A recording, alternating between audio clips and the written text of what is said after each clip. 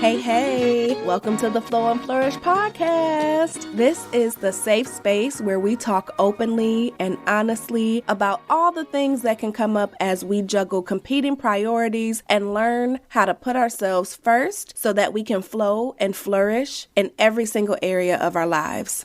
In order to do that, though, I believe that you have to understand the connection between your ability to flow and flourish and your capacity. So I have based this podcast on 5 different areas of flow that will help you to increase your capacity for sustainable success throughout your personal and professional life.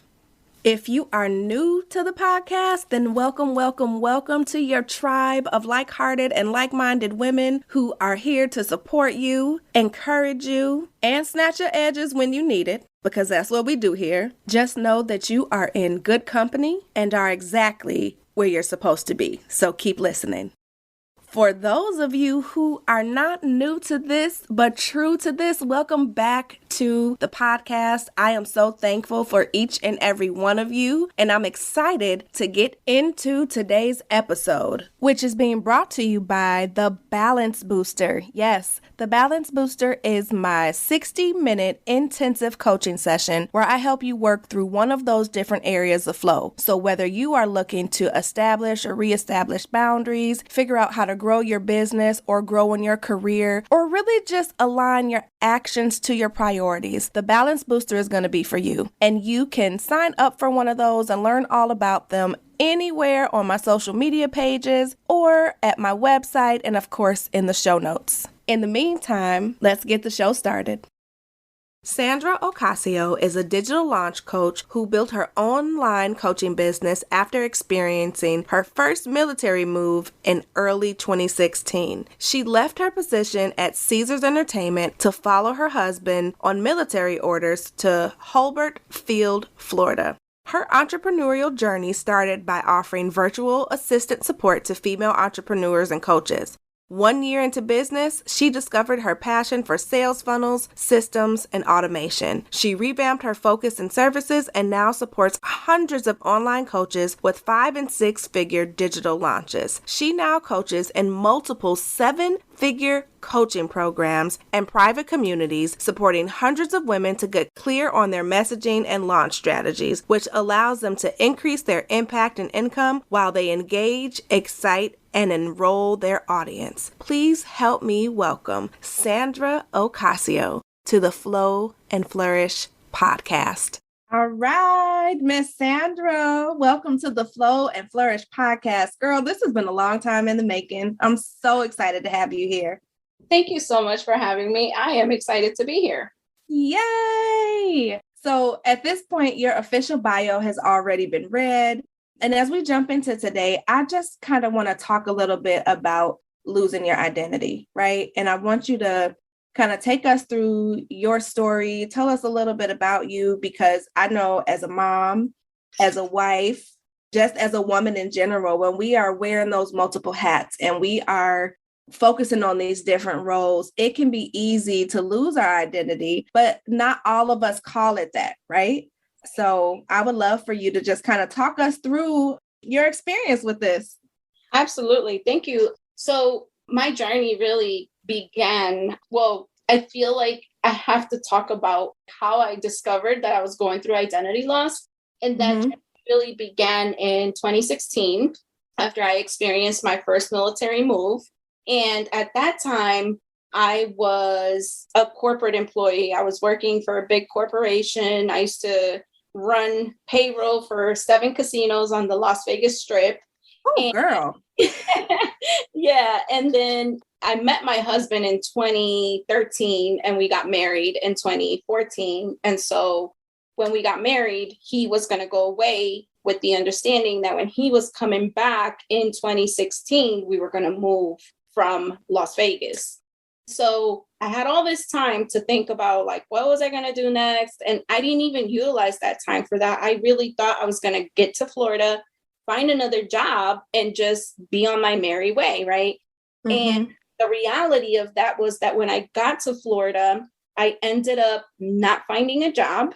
It was, okay, how about this? I was getting offers, but it wasn't an offer that was going to either match the salary that I was already making before or match what I wanted to do, right? And so, the offers that I was getting was like, hey, you could be payroll director for $16 an hour. And in my mind, I was like, I am not going to be payroll director. I'm sorry, what? Exactly. So after that particular interview, I went home and I was like, I don't know what I'm going to do. I knew I needed to find a job. And I came into this marriage with 3 kids, right?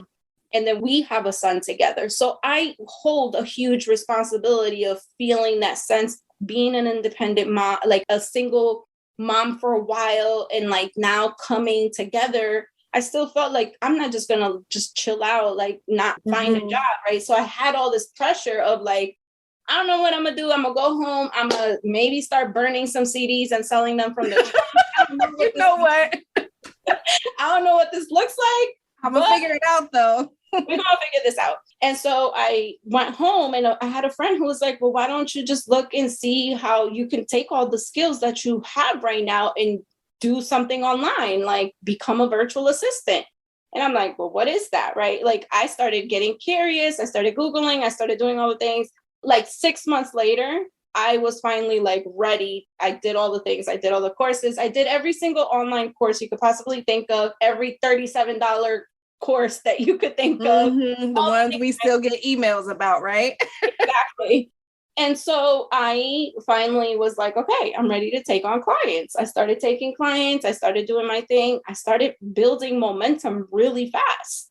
But the thing is that I did not realize that all these changes were happening. Like I was just on go, right? Like it was never a time where I sat and reflected, here's what occurred. It was just more like, I'm just going to keep going because that's just how we operate sometimes as on autopilot, right? Is that what it was? Exactly. And then all of that leaded to me experiencing major burnout, right? I started experiencing burnout. I started getting stressed out and just really operating from a frantic mindset to the point where I started taking that out on my family. And then one day in May of 2017, literally right before Mother's Day, it finally caught up to me. And I had a complete mental breakdown that resulted into me checking myself into a mental institute for 5 days. Wow, Sandra. What was so crazy was during that time, I really thought, okay, maybe I did lose my shit, right? Like maybe there's something wrong with me, right? But after being misdiagnosed with bipolar disorder, because they actually told me, oh, what they ended up doing was like, they asked me a couple of questions. They highly medicated me, asked me, hey, do you ever get the urge to clean? I'm like, hell yeah. Do you have kids? Of course I want to clean. Right. I was like, hell yeah. And then they're like, do you ever crash? Like, do you ever feel like your energy just drops? I'm like, yeah. Oh yeah, you're bipolar. And I'm like, that's wait a minute. Those are the only qualifiers? It was literally like 24 hours after I had already been heavily medicated to then be told, you're going to see the doctor now. And she asked me 3 questions, literally 3 questions. I was in there at the most 5 minutes. It took me forever to get that whole bipolar disorder off my medical record. But it really turns out that what I was actually really experiencing was identity loss. Like I left that hospital with 7 different medications, and the psychiatrist that got assigned to me, I called him because when I got home, I started developing some kind of shaking. And he's like, and so I called the doctor. I was like, listen, I don't know what this is. This is something new. I've never had any motor skills, but now I'm experiencing this. Can it be the medicine? The doctor's nurse calls me and she's like, stop taking that medicine and come see the doctor right now. He wants to talk to you. When I get there, he tells me, he's like, lady, first of all, did you drive yourself? I'm like, yes. He's like, you're a bull. Like, you know what? He's like, did you drive yourself? Yes, you're a bull because they gave you enough medication to sedate at least 4 or 5 people. That's how much medication, like they gave me such a crazy concussion cocked medicine that it was like, and so I'm there. So he's like, all right, well, let's just have like your assessment, right? Mm-hmm. And after having that conversation with him, he was like, well, to be honest with you, I don't really think you're bipolar. I think that what you're experiencing is identity loss. And then I can only imagine your face. Like, are you kidding me? Girl, I was like, wait, what? Because he started asking me, it was so interesting because I really hated therapy before. And I really hated therapy because it's always talking about shit that I feel like I've already healed. But when we started talking about stuff, he was like, well, listen, you have really not taken the time to grieve the person that you used to be, right? Mm-hmm. You were an executive, you were wearing, and so I told him how I didn't even know subconsciously me walking by a closet full of corporate suits that I could no longer wear, that I no longer fit in, was mentally affecting me, right? Mm-hmm. And so things like that, you know, now I'm a stay-home mom with the hoodie and a bun, like it's a big transition. Right. I want to pause there too, because I know you and I have talked about this separately, but just really all of the different transitions that take place. So many of us are probably going through or have gone through exactly what you've experienced with this identity loss, but we're not calling it that. Some might call it bipolar. Others might call it anxiety or depression. But correct me if I'm wrong. I think that identity loss is something that is severely underdiagnosed and takes more than a 3 to 5 minute, conversation to have. And so I'm super grateful. Number one, that you're being vulnerable and willing to share that story with us, because I know even for myself, as I listen to you, thinking about a time when I felt like that, right? The pandemic, especially, it's funny when you talked about walking past, your suits and wearing a bun, because I realized for the first time during the pandemic, like, girl, you don't have no clothes outside of like work clothes.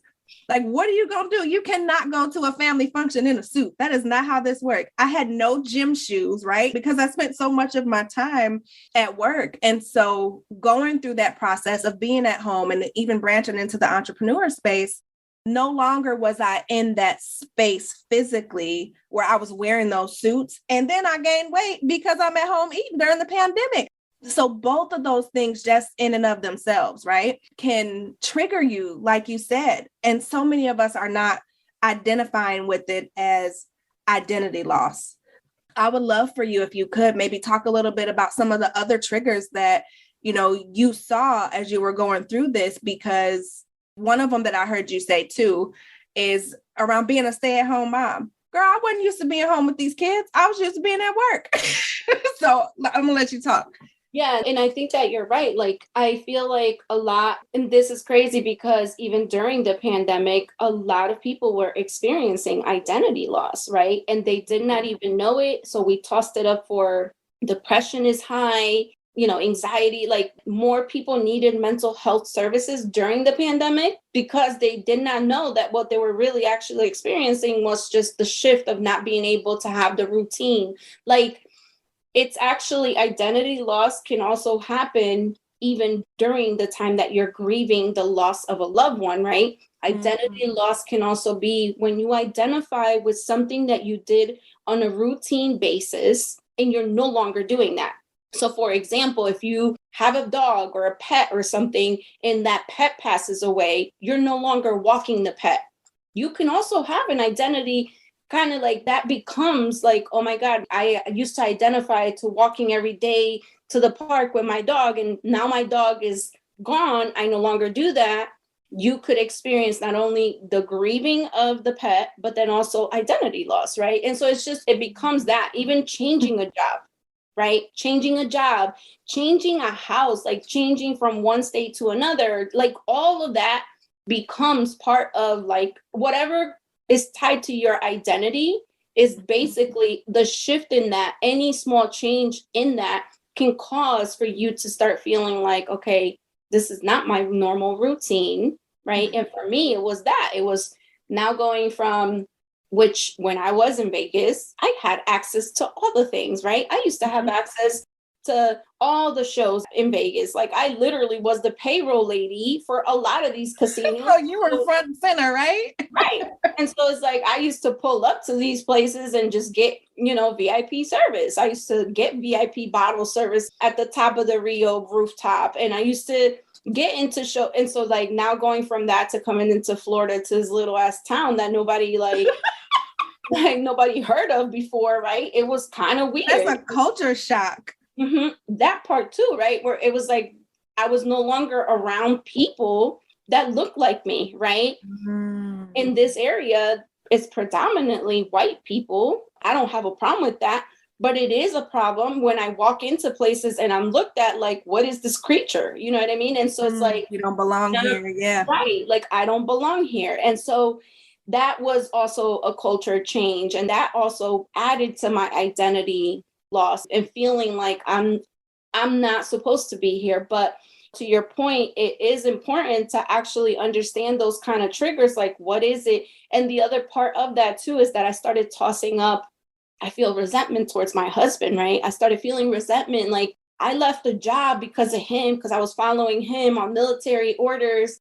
And it's like, I did not even realize it, that what I was actually experiencing was something I was trying to assign somewhere else the blame of what I was actually experiencing. But it was so important for me to educate myself that it was like, it was not that, it's this, right? And so now, once you have that self-awareness, you can now treat it differently, right? And it was really in that trying season that I discovered what I now call my step-up method.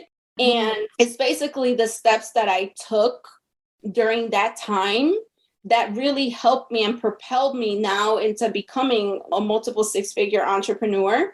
And I can go over them with you if you'd like. Yeah, I would love you to. I want to pause quickly, though, because, we're on Flow and Flourish podcast. And with me being the capacity coach, I can't help but connect the dots between what you're saying and being at max capacity. And in my mind, when we lose our identity, right, and, the lack of the different routines or the multitude of immediate changes that are happening, that puts a mental tax on us mentally and emotionally that sometimes we don't always realize. And then that has us operating in autopilot and even going harder in autopilot because it's like, you know what, I need some sort of normalcy, right? And so you're continuing to just go and go and go. And even with that, I'm always talking about how there are these 3 different keys to managing your personal capacity: awareness, alignment, and action. And so what I hear you saying is that similarly, the key to really understanding what's going on with you is bringing awareness to the situation, right? Like, I can't help but think about what if you never went back to that doctor to get additional insight and bring awareness to what was going on? You would have just been diagnosed with, being bipolar, having this medicine, and never known that it was truly identity loss. So for me, this is like, it's fascinating. It's amazing. And one of the things I wrote down is grief. Right? I didn't realize that grief was a trigger. I don't know if you noticed, but I was fighting back tears because, with my dad passing, it's been 9 months now. And my identity for years was not solidified, but a big part of my identity was taking care of him, right? Traveling to and from Wisconsin, an hour away, going there on Sundays to, have dinner and do those different things. And I didn't realize until we were just talking that part of that is an identity loss, right? On top of the grief. And so I know somebody is listening to this and is like, wow, that's me. So yes, please share with us your step-up method, because we all want to be able to, get through that. Because as moms, even, right? We talked about it, to being a stay-at-home mom. But even I know for me, when I first became a mom at 19, I just threw myself into being a mom. I'm like, you know what? I really don't matter. It's about the kid at this point. And we can get caught even in those particular type of roles, whether it's at a job as an executive, being a mom. And so, yes, I cannot wait to hear about the step-up method. Awesome. Yeah. So the step-up method is basically, so the S is for self-awareness. For me, it all began with having the self-awareness of what was triggering me, right? And it was almost like questioning, like, why am I feeling this anxiety? Because I was also experiencing a lot of panic attacks. Whereas like that wasn't normal for me, right? I never really experienced panic And that's scary, ain't it? Especially when you've never had one. It's like, what is going on? Right. I really thought I was having a heart attack. I ended up going to the ER. They did an EKG and all that. And they're like, no, lady, you're just having like panic attacks. Like, just chill out. That's it. It's just a panic attack. You're fine. Panic attacks. Like, chill the hell out. Right. So having that self-awareness really helped me figure out, identify, like, why is that triggering me? What am I making these things mean? Right. So self-awareness is really important when it comes down to trying to determine when you're going through identity loss, what are the things that you need to maybe remove from your atmosphere or your space that are causing for you not to heal, right? And this goes back to, you have to take the time to grieve the person that you no longer are, right? And so that self-awareness is going to help you through that. The T is for therapy for the trauma. Listen, this was the one that I was like, at first, it was so hard for me to accept. And now I'm like, let's normalize losing our shit so we could go to therapy. And therapy. Come on now. You know, you've heard me say you can have Jesus and a therapist. Actually, you need both. Please don't right. Not have just one. Right. You need both. And the truth is that therapy, there's so much that you can unpack in therapy. It's not, but therapy is good when you find the right therapist. I will say that. That part, because going through and not having the right therapist can turn you away. And so I want to take a second and just encourage anyone who is struggling because they have therapy hurt. You need to find the right one, right? And it's okay for you to hop therapists until you find the right one. Because for me, I did that and I stayed stuck in this place of not being able to heal, still, in the trauma and not working through it until I got the right therapist, who I now recommend to everybody all over the world. So I hope she's continuing to get licensed everywhere. But it's made a difference in my mental health, my ability to cope, my energy, and really dealing with self-awareness. So I love that. Yeah. And then the E is for expanding my mindset. Like, really, I used to. And again, this was 2017. Once I had just become an entrepreneur, I still had the employee mentality. It was very a fixed mindset of like, oh, things have to be a certain way, right? So it really wasn't until I started tipping into like personal development, mindset, the therapy and all of that, that really helped. And that brings me to the P, which is personal development, right? Personal development is so important. Again, I love that, someone we know together, Patrice Washington, she's always saying your business is only going to grow as much as you're willing to heal. And for me, that was very true. And it really started with mindset, personal development, having that self-awareness, the therapy, right? And then the U is upgrading my vision. Listen, I'm always thinking about what does the next level of me look like? What does seven-figure Sandra look like? Come on, seven-figure Sandra. I love when you say that. How does she talk? How does she treat people? How does she pay bills? How does she operate business? How does she treat her body? How does she treat her mind? So because I could visualize that, I'm definitely going to get there. I've already, I talk to her every day. I'm trying to embrace her every day because that's where I'm going. And so upgrading my vision was really a big part of that. Because I was operating from a place of empowerment and not from a place of victimhood. I was no longer operating from a place of I'm stuck in this struggle story. I'm actually already on the other side of that struggle. Come on, preach. Listen, like just in those couple of things, right? Expanding your mindset. I want to go back to that for a second. You said something that I know I've recently experienced, and so many of the other entrepreneurs who are listening experience, whether they're working full-time jobs or doing entrepreneur stuff on the side or stepping fully in it. When you're so accustomed to being in corporate and doing things that way, it can be so hard to unlearn that kind of culture. And that in and of itself, when you're in the middle of an identity shift, is like mind-blowing. So is there anything that you can recommend to people outside of personal development or any sort of things that we can do to expand our mindset as we're unlearning how to be at somebody else's 9 to 5 and build our own business? Absolutely. And I think to your point, yes, that is one of the places where I was stuck the most, because I was like, but I did not. You see me raising this hand, girl. Let me raise both. It's really unlearning all those things and now learning, like, you're now, and this is why upgrading my vision was so important, because for me, I was always like, oh, I got paid. This is enough. We're surviving. We have to actually stop thinking that it's only about a survival mode and start thriving in what we want, right? And so it's just like, it's thinking, I deserve more, right? Dreaming bigger is super important here. We're not dreaming big enough when we're working for someone else. We're really not, right? And it's like, wait, I deserve more. I know I want more. I deserve more. I'm worthy of more. All those things matter. And so this is why, for me, expanding my mindset had a lot to do with upgrading my vision, right? When I ask my friends that have a 9-to-5, what does your dream day look like?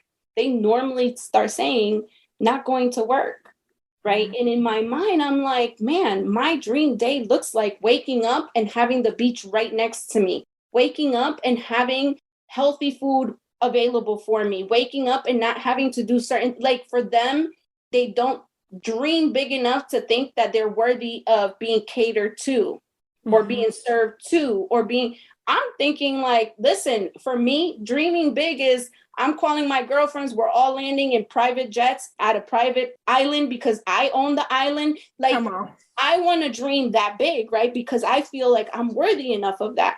As an employee, I didn't have that mindset because I always was limited to a paycheck that did not expand. I have this conversation with my husband because he has an employee mentality, but then he sees my capabilities and he's like, man, when I'm no longer wearing this uniform, we're going to come out here and we're really going to make a huge difference. He's able to now visualize that. He's able to now see it because he sees what I do, right? And so I want to pull him from that employee mentality sometimes, because it's like, that shit it comes limited. Sorry. No, it's okay. Listen, but you answered everything, every question that I had going through my head, right? When you're shifting from that employee mentality, just the example you used about being able to dream big. Like you, when I was in corporate and I would ask people, my typical HR stuff, what do you do for fun, right? Because I needed to get to know people personally as well. Or what is your ideal working environment? And even beyond that, right? If you could have a day to do whatever you wanted, what would your dream day be like? It was that same answer, to not be at work. I'm like, that's it? Like, that's all you want to do is not be at work? Nothing more? And if you don't allow yourself to dream big, then you're always going to be in the space that you're in. And so I think part of what comes in and what has come up for me and some of the clients that I've coached is that fear, right? The fear to dream big, because we're not sure if we can really pull it off, if it's really going to happen. And like me, I was afraid to step away from that cushy 6-figure paycheck. Like, that's a whole shift. Yep. And I didn't want to go through what we now know as identity loss, but really having the faith to expand my vision and then step out on that. And as you say, step up has allowed me to be here, not just with this podcast, but to be out coaching, to be out speaking, to be out doing all the things and literally living my best life and fulfilling my dreams. And so I just want everyone to know that, yes, fear is going to come up when you're doing these things, but it's so important for your overall fulfillment, which is a part of the workflow pillar for me, where we focus on fulfillment, growth, and balance. And if you don't dream big, then you're going to stay stagnant. And I don't know about you, but I wasn't made to be mediocre. Oh, absolutely. And I love that you even said the faith part, because that's also another reason why I was able to expand my mindset and upgrade my vision. I would not have been able to do that if I would not have tapped and listened to God, right? Like, start listening to what he was giving me, start actually looking at the visions that he was giving me. Because sometimes we visualize things and we're sitting here questioning, well, why do I have a vision of me doing something much bigger beyond what I can explain? But then you're not able to actually execute that vision because you don't have the guidance from God, right? So it's so important to tap into your faith and get close to scripture and, get close to your faith, whatever your faith is. It doesn't have to be God, but get close to that. Like, I strongly believe that God is not going to give us a vision, that he's not going to provide the tools and the resources to achieve that vision. Mm-hmm. Right. So for me, that's why upgrading my vision and actually understanding, wow, these visions that I have, actually, they mean something. There's a reason why I'm getting them. And a lot of it has come true, right? Because I've been obedient to my assignment when it comes down to it. And so being able to shift away from that CEO mentality also had to do with me tapping into my faith and getting close to God and getting close to what I know I'm supposed to do. And that leads me to the last one, P, which is pursue purpose with unshakable passion. And for me, I'm at the place now where I'm really not motivated by money. Like, I've come to realize one of the things, this goes back to your question, what can they do to shift from an employee to a CEO to an entrepreneur, is understand I'm no longer exchanging time for money, right? My time is so much more valuable than money. I can replenish money any day of the week, but I can't get this time back, right? This is why it's so important to get people who are going to show you the shortcut, coaches, consultants, guidance. I don't know who you need to talk to that's going to help you, guide you, and take you. Listen, if you're going to save me 5 years, I want those 5 years. What it costs? Give it to me. Exactly. And when it comes down, like, success and wealth, it does have a need for speed. And if you're not figuring out what does that require, then you're going to stay stuck in that employee mentality in corporate, or even in whether you were corporate or a regular employee somewhere, you're getting paid either a salary or hourly, right? And because it's either salary or hourly, we're stuck with this imaginary clock that, hey, when my time is up, I got to go, right? When it comes down to doing this purposeful work, there is no time, right? And I'm now trying to figure out, how do I make this much money in this little bit of time? Because my time is more valuable than money. So when you're starting to shift from an employee to a CEO, you got to start understanding that money is not as valuable as time, right? Girl, you're preaching. I'm thinking how many people I talk to that get so frustrated because they don't have the capacity to show up in the ways that they want to, as a mom, as a wife, as a friend, in their businesses. And a lot of it is because we're still trading time for dollars, right? And I don't advise anybody to just walk away from their job unless God tells you to do so. You know what I mean? But at least dreaming and planning a way to get out of that, if that's what's on your heart, if that's what's in your vision. Because until you do that, the truth is you're always going to be trading time for dollars. Please believe, and you know this from being salary and working in corporate, right? Like, you're going to work more than 40 hours when you're salaried. And then the more money that you make, typically, the more that it is expected of you, and the more that's put on your plate, and the more you're responsible for. And so you're then cutting into all the other different places. And so when you make that shift from the employee mindset to the CEO, like we talked about, unlearning even that, right? Unlearning that and realizing that when you're operating in your purpose, when you're operating in alignment, that it's okay to work smarter and not harder. And it's okay to bring in large amounts of money in short amounts of time. And oftentimes the way to do that, of course, is focusing on your faith, right?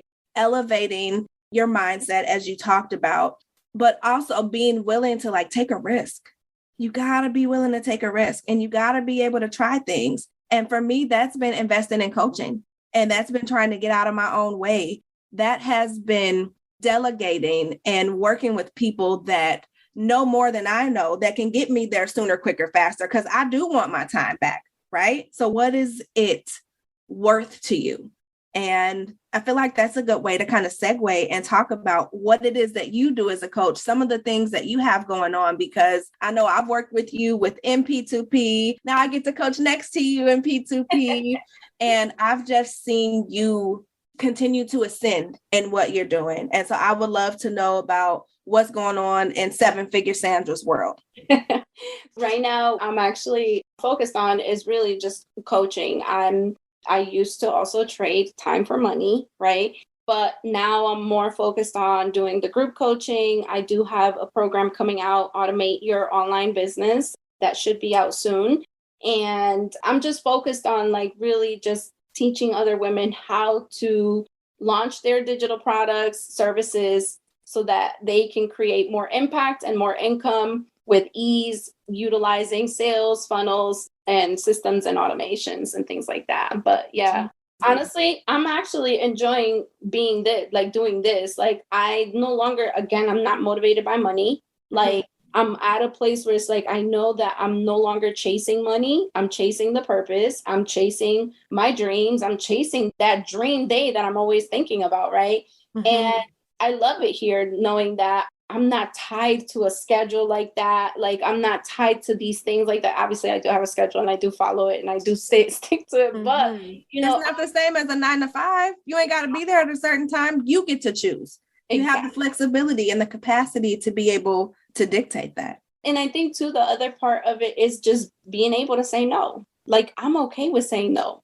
I used to be such a people pleaser, especially this was like when I was an employee.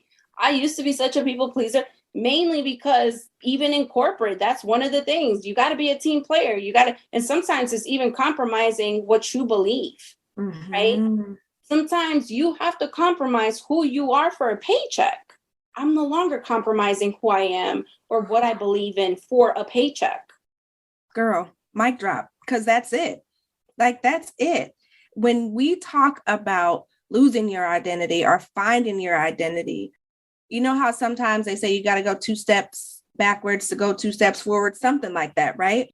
But when you lose your identity and you reclaim it, you figure out who you are, what you value, what your boundaries are, what you're not going to do. And I just love that statement that, you know, you're no longer willing to compromise yourself, who you are, what you value for a paycheck. And if we could all get there, like that's what this is about. So I'm so grateful. Oh my goodness. I want you to tell everybody where they can find you. I know I have all the information. It'll be in the show notes. And then once you do that, I'm going to ask you the Flow and Flourish questions and give you some of your time back, ma'am. Awesome. Yeah. So you can find me at sandraocasio.com or on Instagram at Funnels with Sandra. Yay. So all of that will definitely be in the show notes. And at this point, I would love for you to answer these 3 questions that I ask every single person. So the first one, are you ready? Yeah. Yes. Ready as you ever be. You stay ready, right?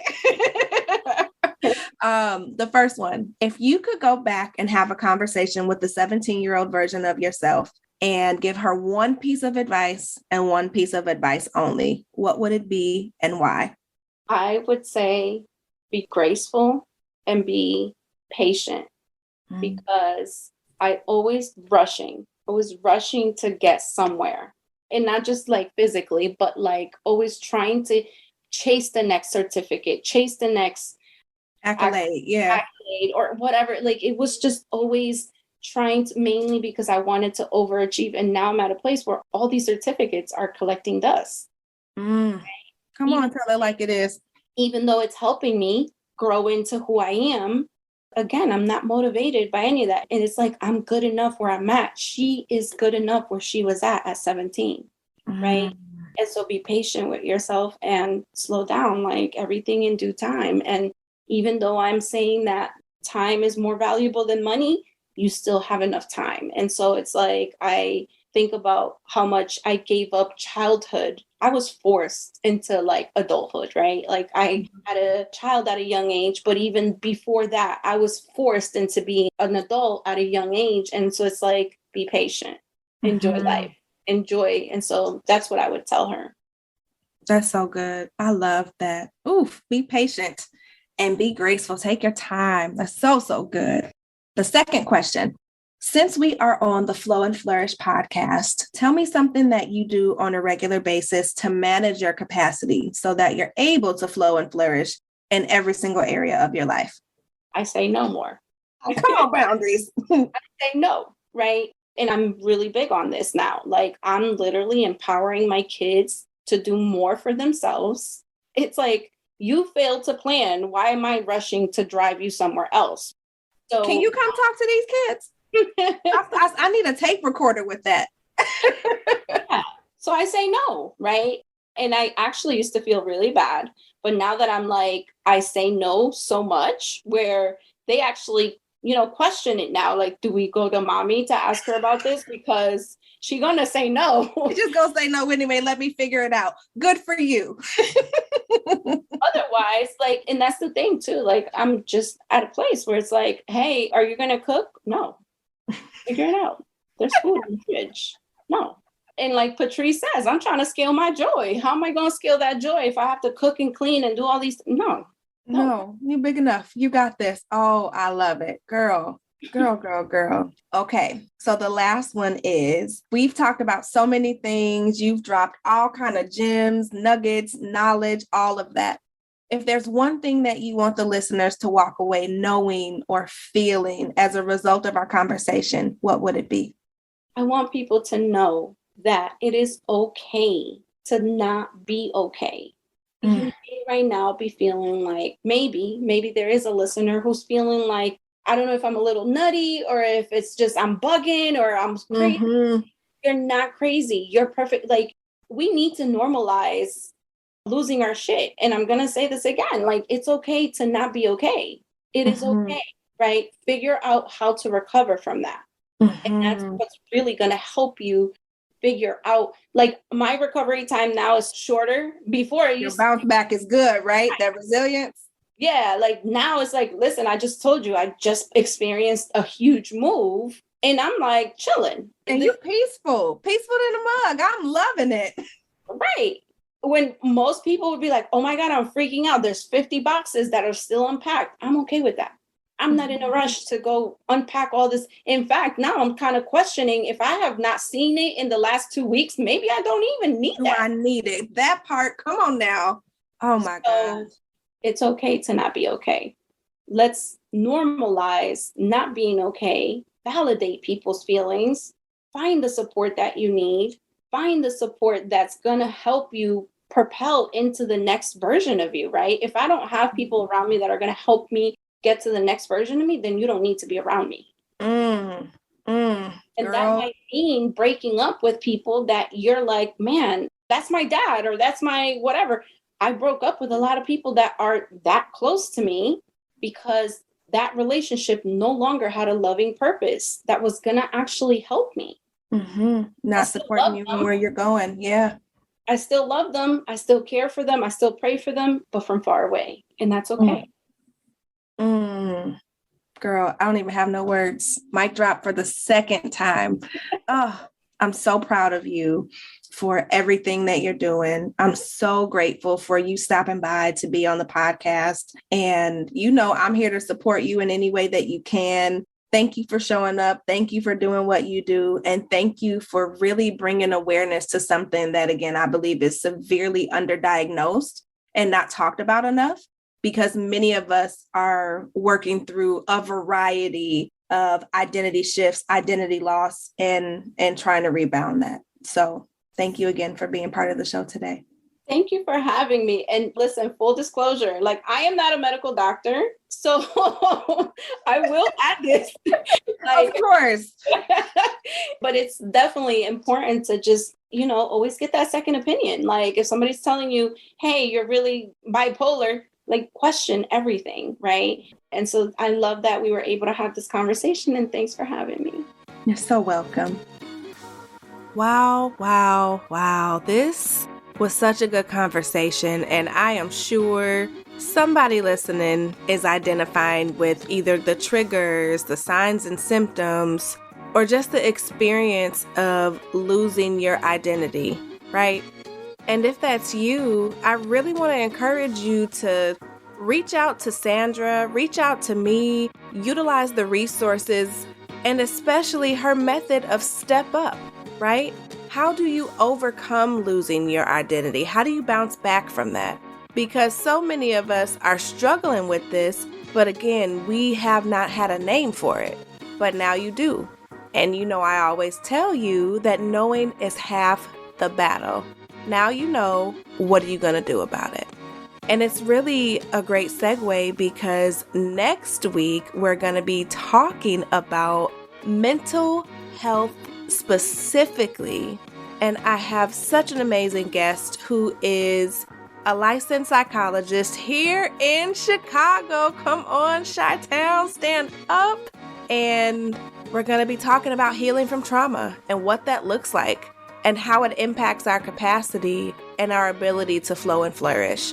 And I just realized I said next week, but that's in 2 weeks. Remember, podcast is bi-weekly. So thank you for rocking with me. Thank you for being here. Make sure that you reach out to us in social media and let us know how this episode is helping you. And please, please, please make sure you are rating and subscribing the podcast so that it cannot continue to be the world's best kept secret for all of us who are trying to figure out how to increase our capacity for sustainable success. Until next week, I thank you for allowing me to be your capacity coach and helping you to create balance between your personal and professional life without ever having to sacrifice yourself, your family, and what matters most to you. Talk to you soon.